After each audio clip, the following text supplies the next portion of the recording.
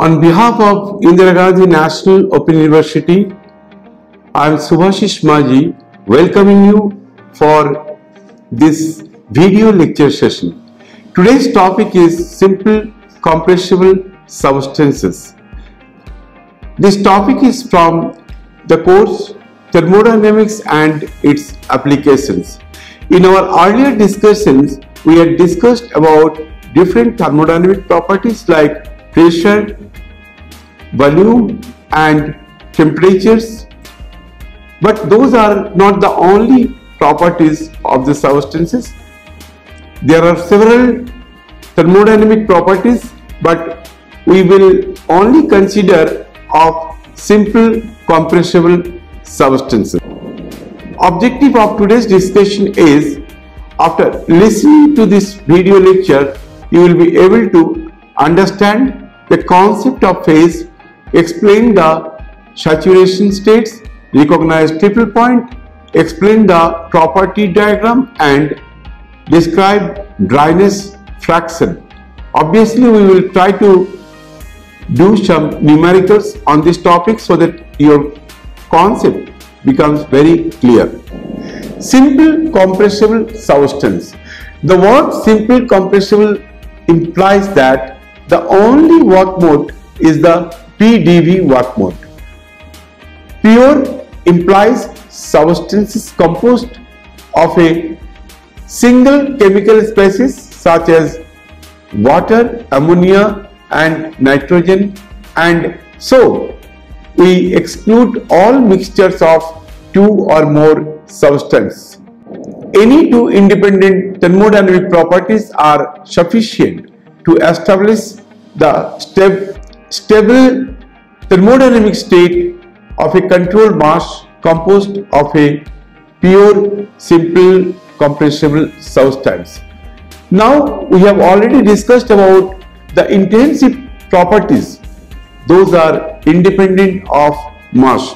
Thermodynamic properties are the properties such as pressure, temperature and volume.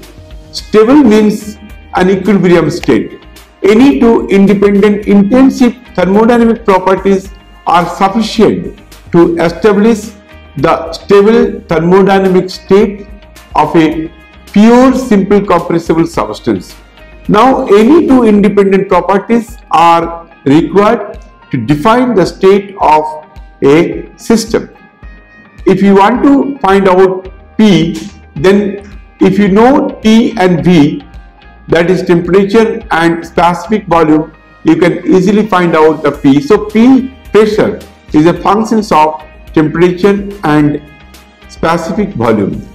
Now if you think for internal energy U, that can also be a function of temperature and specific volume. The choice of the independent variables is arbitrary. In our discussions, when we discuss about P is equal to P within bracket T and V, that means P is a function of temperature and specific volume. Temperature and specific volumes are considered as independent variables. Now, the choice of the independent variables are arbitrary. We may choose P is a function of internal energy and temperature, or P is also a function of internal energy and specific volume, and U may be a function of pressure and temperature. So we can say that any two independent properties can define the state of a system. Phase changes. A phase can be defined as any physically homogeneous aspect of a system that transforms from one phase to another, namely melting and freezing, vaporizations and condensations are known as change of phase. Now you might have noticed that ice is a solid, and if you supply heat onto the ice, that will melt and it will become water. So it is a phase change from solid to liquid.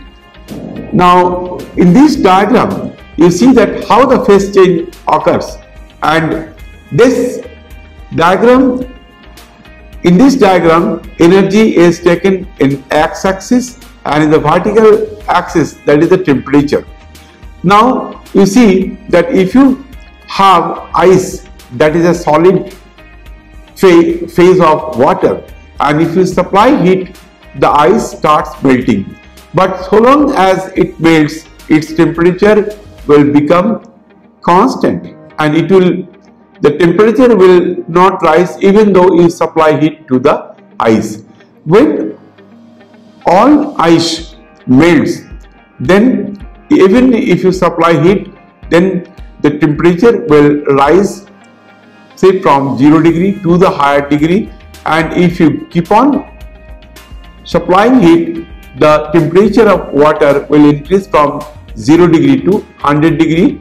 After that, if you supply heat, the water will be transforming into vapor phase, and so long as complete conversion from water to vapor occurs, till that during the phase changes, again the temperature will remain constant, and when it will be complete vapor phase, even if you supply heat, the temperature of vapor will increase for that case. Now we see that phase changes means any substance is changing either from solid to liquid or liquid to gas, or in the reverse case, gas to liquid and liquid to solid. Now see, when solid to liquid phase change occurs, it is known as the melting. So we say the melting of ice, because it is changing from ice to water, and it is changing from solid to liquid. But liquid to solid, suppose water is there, and if you keep that water inside the deep freeze, it will be transforming into ice, that is a solid state. So liquid to solid phase change is known as freezing, and liquid to vapor phase change, that is boiling, and vapor to liquid phase change is condensation. Solid to vapor phase change is sublimation, because sometimes it happens that if you keep a solid, even in the normal conditions, immediately it will transform into vapor. That is the case of camphor. And vapor to solid phase change is known as deposition. So you see that if you supply heat to the ice, it will be transforming into water, that is a solid to liquid, and again if you heat water, it will be transforming into vapor, so liquid to vapor. But the reverse process is also possible. From vapor, if you take out heat, or if you cool the vapor, it will be transforming into liquid, and if you cool the liquid, then it will be transforming into solid. Say for example, water to ice. We are talking about simple compressible substances. Simple compressible substances are used in many engineering, including power plants, many refrigeration systems, and thermal distribution systems using water or steam to transport energy. Now this is a diagram. In this diagram we will discuss about the liquid phase.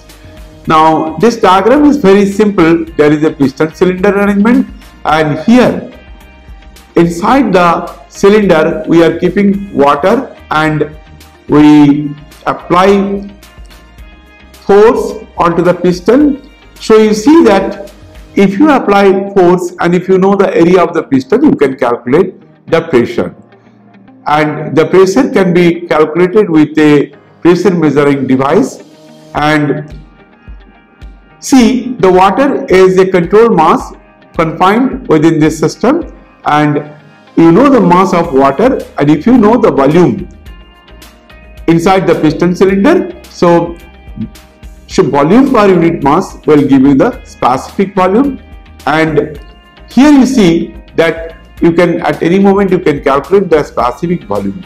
So you can calculate pressure, you can calculate specific volume, and also you can measure the temperature of water with the help of a thermometer.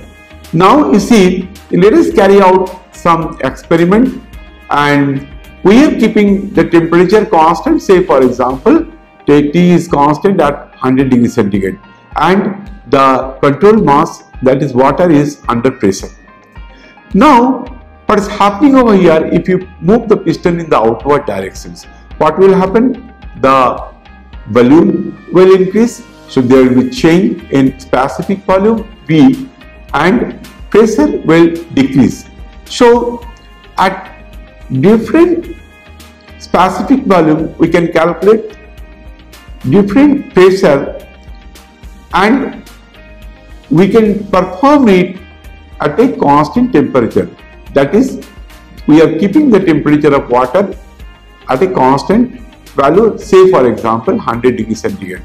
Now we can plot at different specific volume with pressure versus specific volume. We can plot the curve, and you see that if you decrease the pressure by moving the piston in the outward directions, the pressure is decreasing, but there is a slight change of volume. Why I am telling you this is a slight change of specific volume will be there if you reduce the pressure, because water is considered as a compressible fluid. Water is considered as a incompressible fluid. Now we will talk about the saturation and phases. As the volume of the system is increased further, that means the piston is moving in the outward directions for a constant temperature process, we find that after the control mass reaches a particular volume corresponding to the point C, the pressure of the control mass remains constant. You see that you are reducing the pressure, and when the pressure reaches at the point C, then even though you are moving the piston in the outward direction, but pressure is not decreasing. But in your previous case, when it was the control mass, that is water, was there, that time if you reduce the pressure, there was a continuous change in specific volume. But in this case, what is happening, that at point C, it has reached to a particular point, and even the piston moves in the outward directions, so the pressure is not changing, but specific volume is increasing because you are moving the piston in the outward directions. But if you further decrease the pressure, if you move the piston in the outward directions, you will find that pressure remains constant to a particular point. And why the pressure is constant? Because here there is a change of phase takes place, and from point that in the horizontal line, from the extreme left hand point to the extreme right hand point, it will be a two-phase mixture. That means the water will be converting into vapor. Now here we see we will introduce a very important property that is known as the dryness fraction. It is also termed as quality of vapor. It is a measure of the relative proportions of vapor and liquid phases in a mixture. How do you define dryness fraction? The dryness fraction of an equilibrium liquid vapor mixture, X, is the mass fraction of vapor in a mixture. So X we can define as mass of vapor whole divided by mass of vapor plus mass of liquid. If the mass of vapor is defined as mg, and if the mass of liquid is mw, so total mass will be the mass of vapor and mass of liquid, and mass of vapor is mg, so X is expressed as mg by m. Now you see that at any moment in the two-phase mixture, the total volume is equal to volume of vapor plus volume of liquid. So Vx is the total volume is equal to Vg plus Vf. What is Vg? That is the mass of vapor, and Vf is the mass of fluid. Obviously that is a mixture consisting of, say, vapor and liquid. So m is the total mass of the mixture, so we can write that Mf is the mass of liquid and Mg is the mass of vapor. So we know that Vx is the total volume is equal to total volume of vapor plus total volume of water in the mixture. show m into Vx, because Vx is the volume per unit mass. So total volume will be m into Vx is equal to mg into Vg plus mf into Vf. Just you divide m in all terms of the above equations. So we can write small Vx is equal to mg by m multiplied by Vg plus m minus mg by m into Vf. Why I am writing m minus mg? Because mf is the mass of the liquid is equal to total mass of the mixture minus total mass of the vapor. So here we know that mg by m is termed as x, that is the dryness fraction. So Vx is equal to x Bg plus within bracket 1 minus x, because m minus mg by m we can write 1 minus mg by m. So we can write 1 minus x into Vf, the final expressions. Final expressions we can get Vx is equal to x Bg plus within bracket 1 minus x into Vf. Now this is a very important expressions. So if you know the dryness fraction, you can calculate the properties, that is specific volume. In the same way, we can get the other expressions like enthalpy, internal energy or entropy, that will be introducing you when we will discuss about the second law of thermodynamics. Now see, since we have got the expressions for Vx, so we can extend the above relationship to derive other intensity properties such as Hx is equal to x Hg plus 1 minus x Hf, and Ux is equal to x Ug plus 1 minus x Uf, and Sx is equal to x into Xg plus 1 minus x into Sf. Now superheated vapor. Now suppose you are while moving the piston in the outward directions, you are reducing the pressure, and suppose you have already come to a point where all the liquid has converted into vapor, but still you are moving the piston in the outward directions. In that case, you will find that the pressure is decreasing, but the mixture will be in the superheated region. We can say that is the superheated steam. Here the process of constant temperature was halted at the state D, because you at the point C, the just converting of water to the vapor just started. Now if you reduce if you move the piston in the outward directions, that means you are reducing the, when there is a change of phase takes place, that time the pressure will remain constant till all the water particle becomes vapor. After that, if you move the piston in the outward directions, the pressure will decrease but temperature will increase. That means it will be in the superheated, you will get the superheated vapor. So here the process of constant temperature was hot at state D, as we have mentioned, and the control mass had just been completely changed to the vapor phase.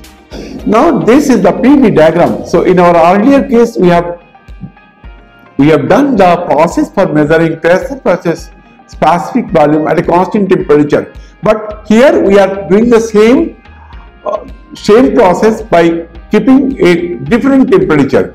That means we will get a different isotherm line. So we will get a series of lines, and you will see that there are horizontal lines, those are in two-phase mixtures, and if you increase the temperature or isotherm temperature, then you will see that the length of the horizontal line will decrease, and at particular point, if this horizontal line will disappear, we say that it is in the critical temperature it has reached. Now whatever we have discussed, that how the phase changes takes place if you move the piston in the outward directions, that means if you reduce the pressure, and for the curves you will get for different isothermal line. That means we have to perform the same experiments again and again for different temperature. And you see that the blue line is representing for saturated water, and the red line will represent the saturated vapor line. And inside the dome, the substance is as a two-phase mixture. It is a mixture of vapor and water, and on the right side of it, it is in the superheated region. Now see, this is the same figure we are explaining again, because here it is clearly shown that we are doing the experiment for different temperatures. For different temperatures, we will get different isothermal lines, and ultimately we will get a dome, and within the dome the substance is as a two-phase mixture. Now here you see in this diagram we are getting a point, that is the triple point, and triple point is the coexistence of solid, liquid and vapor. Well, means at that particular temperature all the three phases will coexist, and the critical point, that is the top of the dome, in that case the liquid will be transforming to vapor without change of phase, and below the critical temperature we call it is vapor, and above the critical point temperature we call it is a gas. Now we will discuss a very important equation, that is known as the equation of state. It is possible to develop mathematical relations among PVT, pressure, volume and temperature data, or other property sets for a particular substance. Such relations are called equation of state. The most useful equation of state we all know is the ideal gas equation, which relates PV and T through PV is equal to NR bar T. What is P? P is the pressure, V is the volume, N is the number of moles, and R bar is the universal gas constant, and T is the temperature in Kelvin scale. So this equation, but these equations we can write in different forms. So let us see how we can write the same equations in different forms, because the N is the number of moles. Generally this form of equations is extensively used by chemistry and physics areas, but in engineering applications we use the mass of the substance. Now let us see how we can write the same equations in different forms. We know that the number of moles of gas N is equal to the mass of the gas divided by the molecular weight of the gas, capital M. Here capital M is the molecular weight.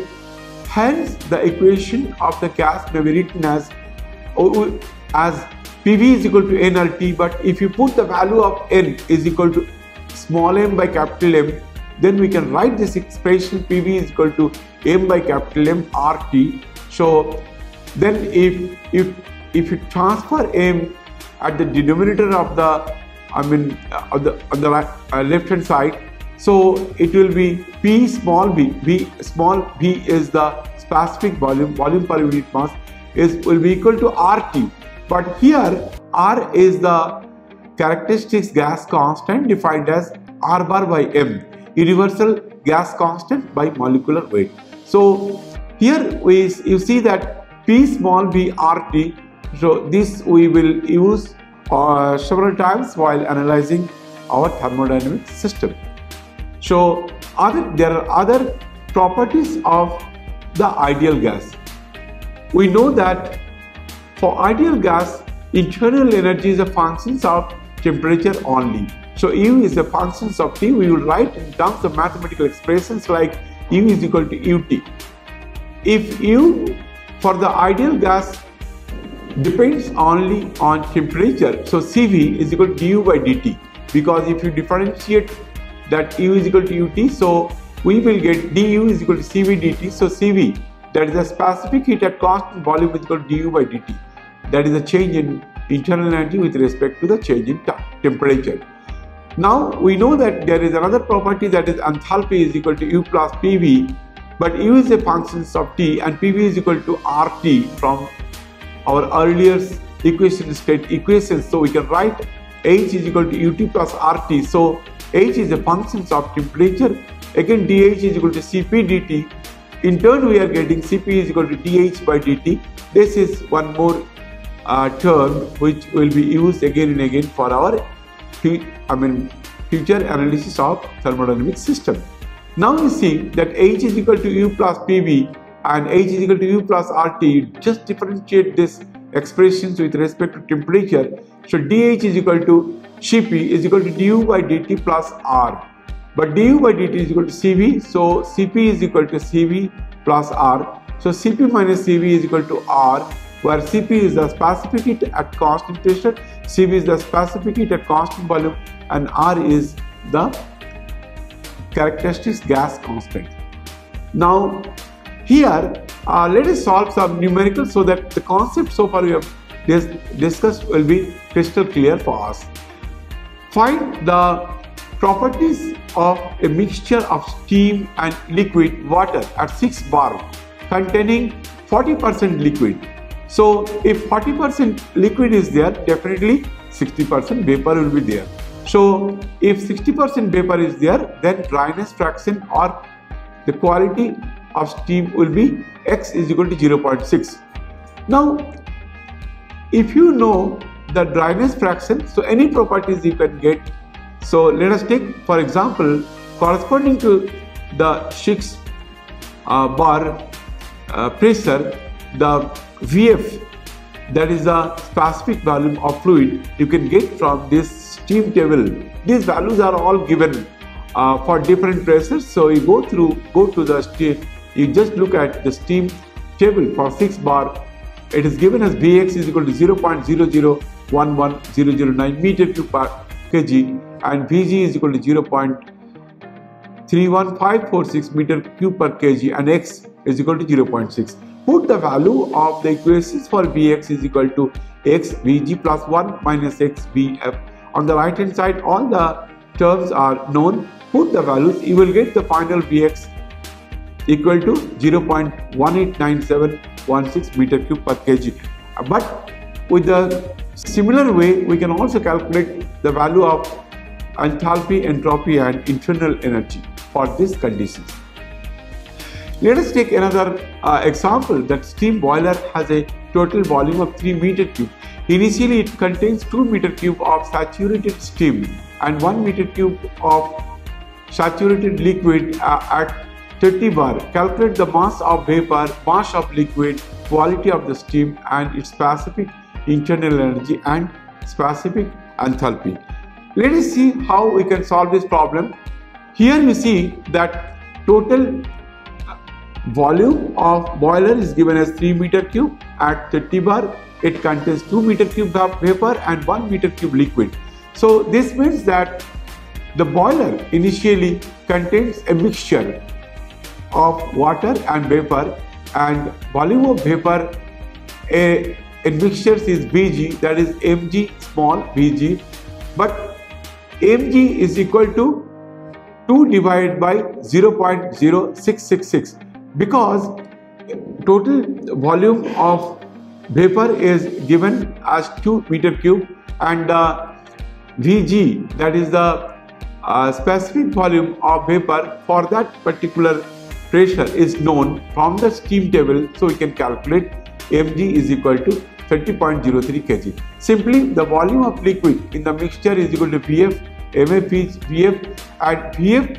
So Mf is equal to 1 divided by Vf because 1 is the total volume and Vf is the specific volume of the fluid at the particular pressure that can be we can get from the steam table. So after getting the value of Vf, that is 0.0012165 from the steam table, we can calculate the Mf is equal to 822.16 kg. So quality of steam or dryness fraction of steam X is equal to mg divided by mg plus mf. Mg, that is the mass of vapor, we have already calculated 30.03 and the mass of vapor and mass of liquid are already known. Now just you use these values in the expressions for the dryness fraction for calculating the dryness fraction. It will come out to be 0.035. Now the total mass of the mixtures Mf plus Mg is equal to 852 kg. Now if you want to calculate the enthalpy of mixtures, so you know the dryness fraction, that is 0.035. Hg and Hf you can calculate from the you can find out from the steam table, put the values in these expressions and calculate enthalpy of the mixture. In the same way, we can calculate the internal energy for the mixtures knowing the dryness fraction X, Ug and Uf you will get from the steam table. Put the values, you will get final mixtures. Internal energy for mixtures is 1015.74 kilojoule per kg. Now let us discuss some objective type questions, because we have earlier discussed about different properties. So this question is, it is the basis for the temperature measurement. There are 4 options are given: zeroth law of thermodynamics, first law of thermodynamics, second law of thermodynamics and law for stable equilibrium. So here you see that which one is the correct answer, because we know that zeroth law of thermodynamics gives the basis for the measurement of temperature. So the option A is the correct answer. Now the question number 2 is, an ideal gas at 27 degrees centigrade is heated at constant pressure till the volume becomes 3 times. So if the initial volume is V1, final volume will be 3V1. So the question is this: an ideal gas at 27 degrees centigrade is heated at constant pressure till the volume becomes 3 times. What will be the temperature? You see that in this case the pressure is constant. So we know from ideal gas equation that P1 V1 by T1 is equal to P2 V2 by T2. But since it is a constant pressure, so P1 is equal to P2. So final equations will come: V1 by T1 is equal to V2 by T2. So V2 is equal to 3V1 and T1 is given as 27 degrees centigrade, but you have to convert it into Kelvin scale by adding 273.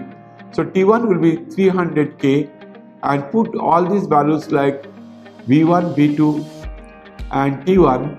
If the final temperature will be as 900 Kelvin, and that if you again convert it to Celsius, it will come to 627 degrees centigrade. So the answer is the option C.